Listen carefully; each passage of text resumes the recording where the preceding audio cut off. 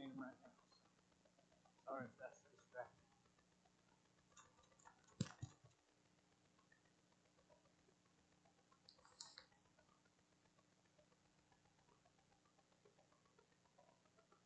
All right, good evening.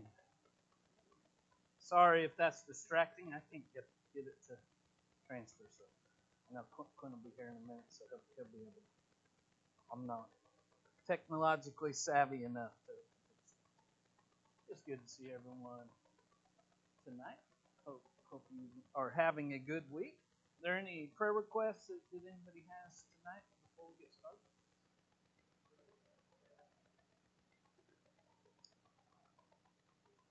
Oh, okay. That's good.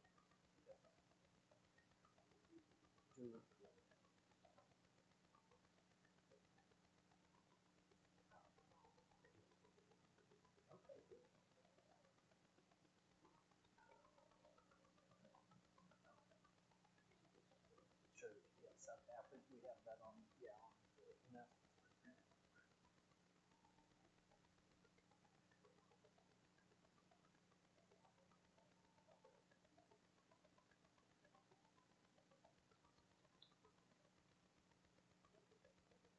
yeah, that's what. Yes. Yeah. I was going to mention I've got two actually. Brittany's not doing well tonight. She's those that have known her since we've been here. She's has a problems with one of her ears that she had to have surgery on several years ago, but it still gives her a lot of problems, and she's got a really bad ear infection. So she went to the doctor, and them cleaning it made her have really bad dizziness and nausea. So she's not feeling the best tonight. So please keep her in your prayers. And also her. Oh yes,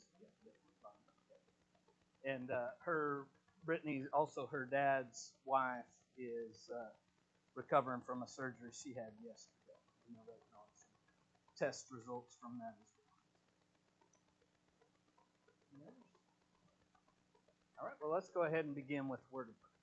Dear God, we come before you tonight, thankful again for this opportunity to come together with our church family, to be able to study your word, to look at the wisdom that Solomon gained as he asked you for wisdom, but also as he observed the world around him, and most importantly, observed the need to put you first in all things. We pray that as we study, we can glean things that will help us to do just that, to put you first in our life, to recognize who you are, and aim with everything of who we are to first be pleasing to you. We ask that you be with all of those that were mentioned. We're so thankful for good news. We know a lot of times our prayers are request heavy, but we recognize and are thankful in the ways that you continue to work. We're thankful for surgeries going well, and people receiving the treatment they need and getting well enough to go back home. But we're also prayerful that you be working in the situations that we mentioned tonight, those that are dealing with various ailments and illnesses and difficulties with their health. We pray that you be with those that are working with them, be with those that are giving them support with the family members. You know that a lot of situations don't just impact the one that's dealing with it, but many around them.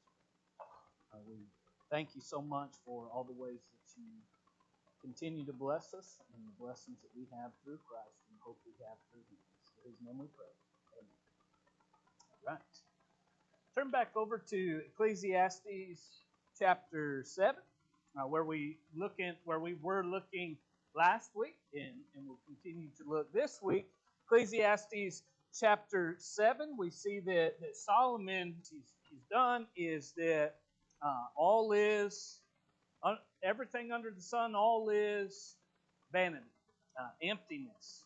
meaningless. And we know that that's really the first half of a statement, that the idea of finding meaning and purpose in the things of the world, in the temporary nature of the world, cannot be found. And so true meaning and purpose is what God has set in our hearts, which is eternity, which is Him. And so as we look at that idea, again, everything needs to be taken under the umbrella of the conclusion that Solomon draws at the end of the book in chapter 12, which is what?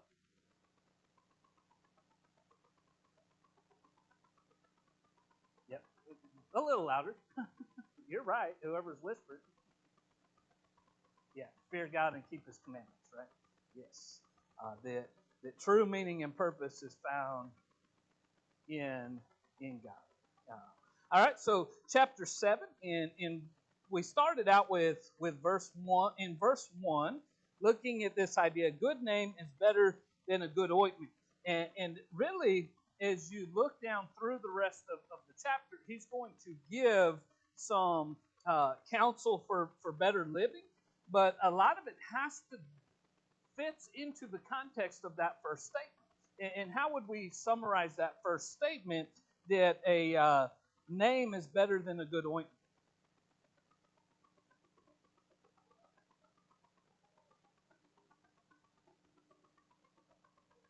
Yes. Yes. Yeah, and what's a good name? What's this have to do with? Your reputation, right? Yeah, reputation.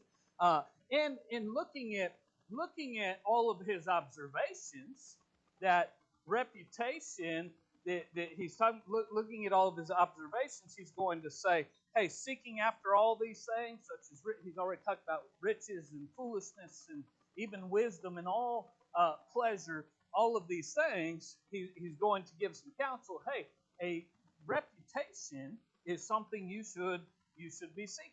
But then as we go down through this, he's going to make some interesting statements, like in verse the second half of verse 1. A good name is better than a good ointment, and the day of one's death is better than the day of one's birth. What does Solomon mean by that, do you think? Okay.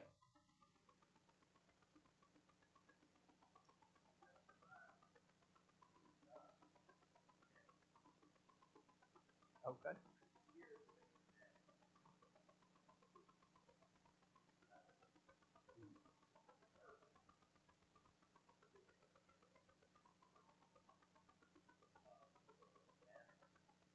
Yeah. Yeah, I think there's definitely some, as you look whole context of what we know through Scripture, there's definitely that implied. I believe that uh, as we come to an understanding as Christians, that as you said, Paul gives a great example. Um, where's the greatest gain? Yeah, to be with be with God, right? But also looking under the context of that, the first half of that verse about reputation, how might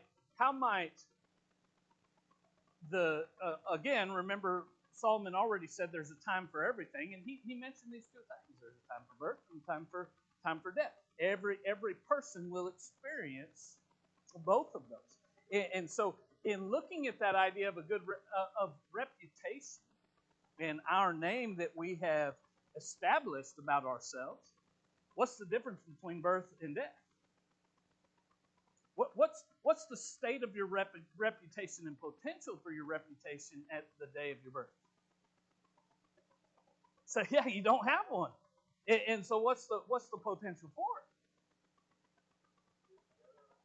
it? Yeah, it could get better or worse. You can really mess it up, can't you? Yeah, and so what about at death? Yeah, that's it. It is set in stone. Your reputation, and we get the impression that the reputation that he's speaking of, because we're going to add in the umbrella of seeking God first, I don't think he's talking about that quite yet, because at this point he's talking about under the sun, isn't he? He's talking about here on earth. And so then he goes on to say some things like it's better. Uh-huh. Yeah. Yes.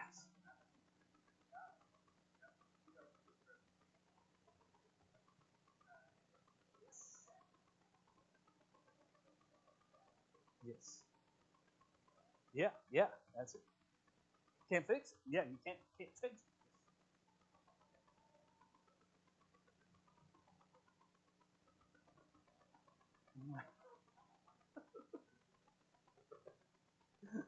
Yeah.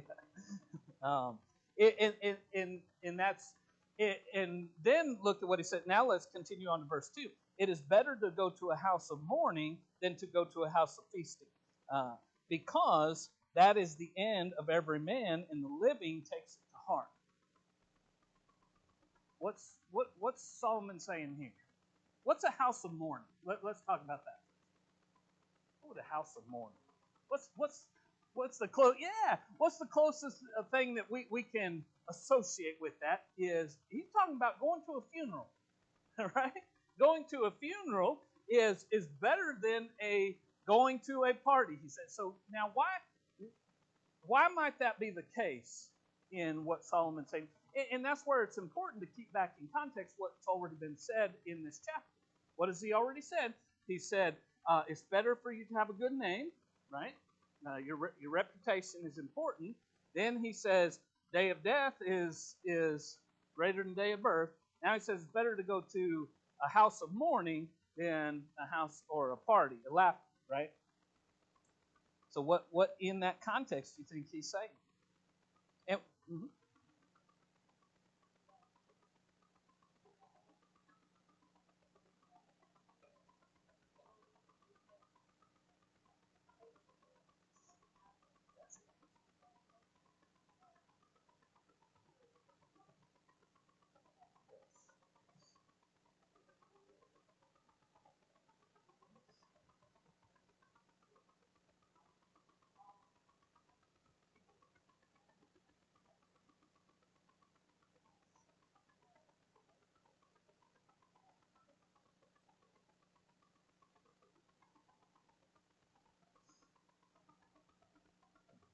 Yes, and I think that's the sentiment here, the sentiment that he's given. Same as, let's use Richard's example here. You read that tombstone. What does that make you do? Consider, hey, what might they write on my tombstone? You know, what is my reputation? What's going to be said? What's going to be said when I'm? Is it going to be one of those situations where at my funeral they have to really struggle to come up with good things to say? Has that thought ever crossed someone's mind? And when are you faced with that? And that's it, right? Because as we look at this idea of where's the benefit? Where's the benefit in that? And what's he say? The opposite of that, the benefit of, he says, better to go to a house of mourning than to go to a house of feasting, because that is the end of every man. And as Arletha was saying, I think this is the part that Arletha was talking about, and the living takes it to heart, right? You gain something from it. Right? Uh, and that's that idea. Yes. What's that? Sure.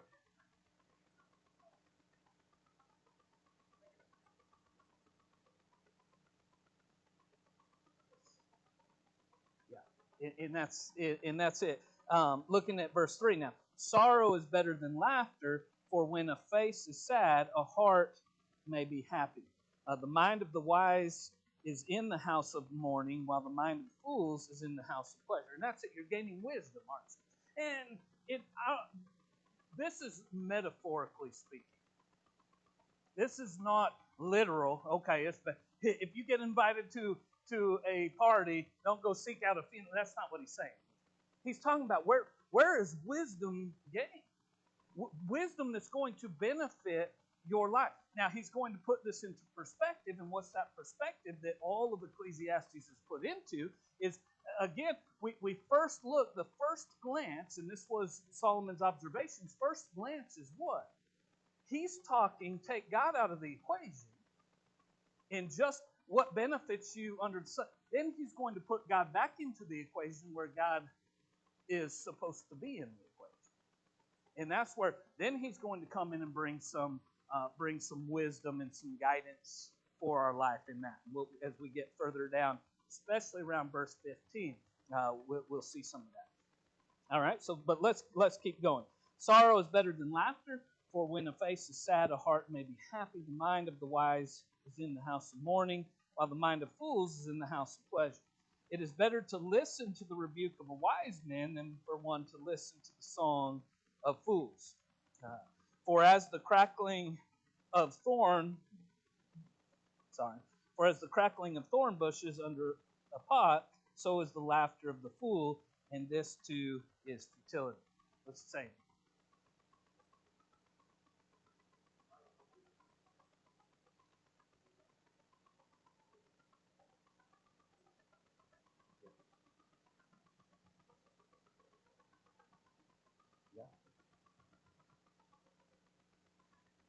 Good.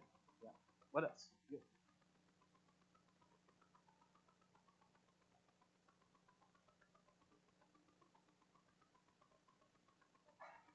All right. Keep going down verse. Where were we at? Verse 6. Looking at verse 7 now. For oppression makes a wise man mad, and a bribe corrupts the heart. The end of a matter is better. So he's already talked about a couple of things that are better. One, reputation is better than luxury. Two, the birthday better than death day. Death day better than birthday. Funeral is better than the party. The end is better than the beginning. Now look at that's verse 8. The end is better than the beginning. The end of a matter is better than its beginning. Patience of spirit is better than haughtiness of spirit. What do you think is the meaning behind the end is better than the beginning? Think similarly to what he's already said, right? Why is death better than birth? Say it again.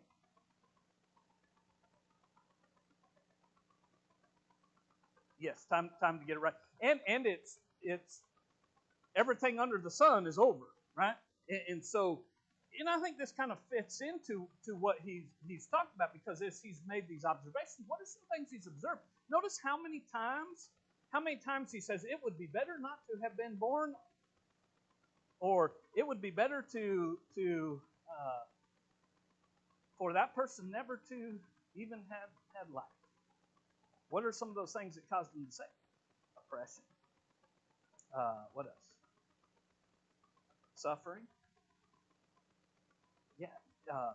The fact that at the end of your life, the things that you have, you won't take with you. All of those things that he said, he's talked about all this negative. Really, we're seeing the world in a very negative way, aren't we, as we look at Solomon and hear what he's having to say. And then he says the end is better than the beginning. Why? Because you're through all of that part of it, right? But also the end is as we said, solidified.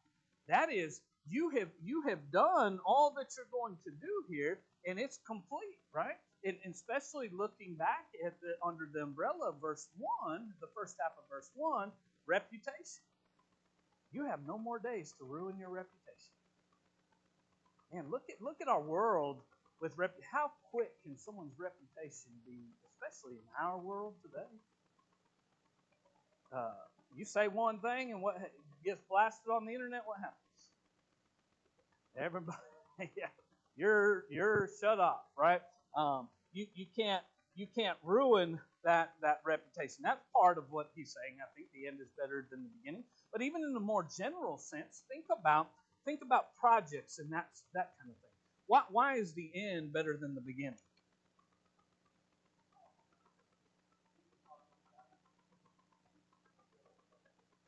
Mm-hmm.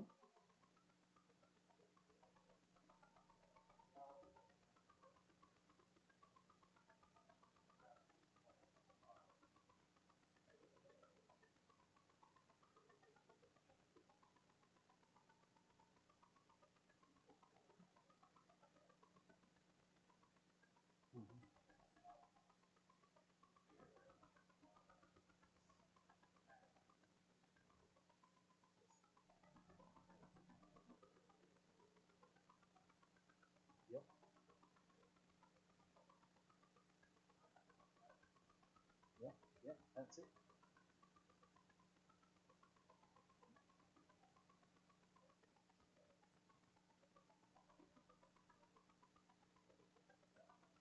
And I've talked a lot about a generational study that I did at Sunset. One of the classes we took went through the generation, but the part that he really emphasized was, in similar to what we've already seen with Ecclesiastes, is life stages. And I just remember vividly the final life stage that he mentioned in those life stages was that of legacy. That near the end of your life, what do you start thinking about? How am I going to be remembered? What has all of my all the work and labor that I put into this life, what is that reputation going to be? And that's it. At the end of your life, at death, that is again solidified. But even as we look at things like unfinished projects and unachieved goals, um, that the end is better. Why? Because you've achieved what you set out, and that's the same there. We can't finish the race or our goal. No one ever won a race because of their great beginning. The prize goes to the one who finishes the race. And I think the New Testament update, like you're saying, after we know everything we know now, what does Paul say? I've finished the course. And what I want for you is to finish the course too.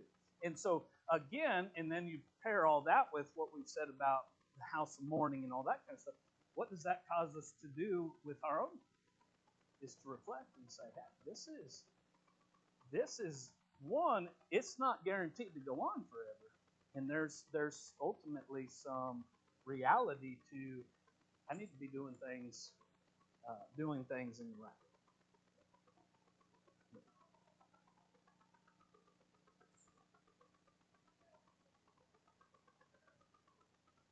Yeah.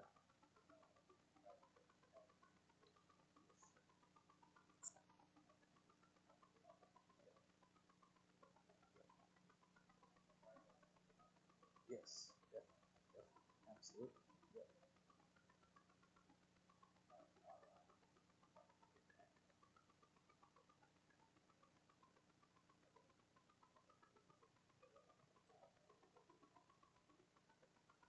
Yes.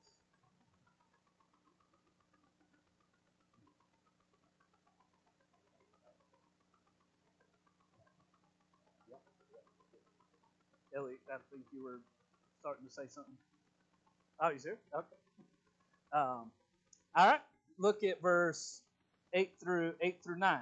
The end of the matter is better than its beginning. Patience of spirit is better than haughtiness of spirit. Verse 9. Do not be eager in your heart to be angry, for anger resides in the bosom of fools. So the next thing that he says is patience is better than what? Than pride. Uh, or patience is better than haughtiness of spirit. Pride. How is patience better than pride? Well, first let's look at. I think to answer that question, we have to look at what's the problem with pride. Why is pride not good? Okay, that's it. Yeah, yes, and that's where we're when you add God into the equation, that's it, right? What does pride do? It takes the focus off of God. Even you take God out of the equation, and you look around the world. Would people say pride's a good thing or a bad thing? Not necessarily. They say they may exhibit it in their life, but when they view it in someone else, good or bad. Yeah. I mean, you take any kid on the playground, they can tell you who playing sports is the most prideful. And they're not saying that in a good light, are they? They're saying that's the one, the ego, that's the ball hog. That's the one that thinks they're better than everybody else. Yep.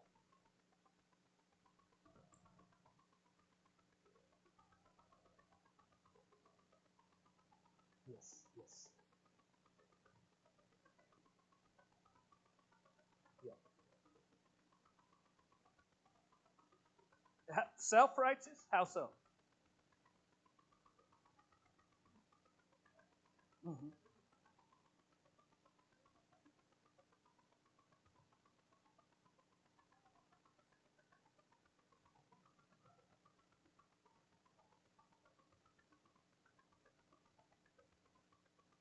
Okay. Yeah, and it's yeah.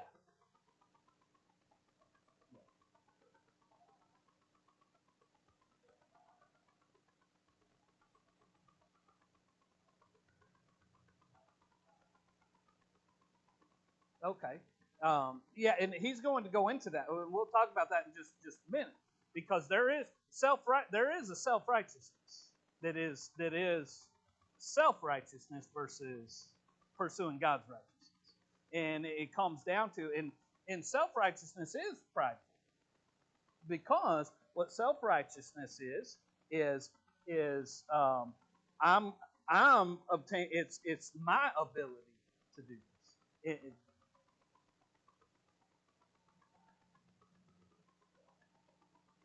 Yes. Yeah. Yeah. Yeah. Yeah. Yes. Yes.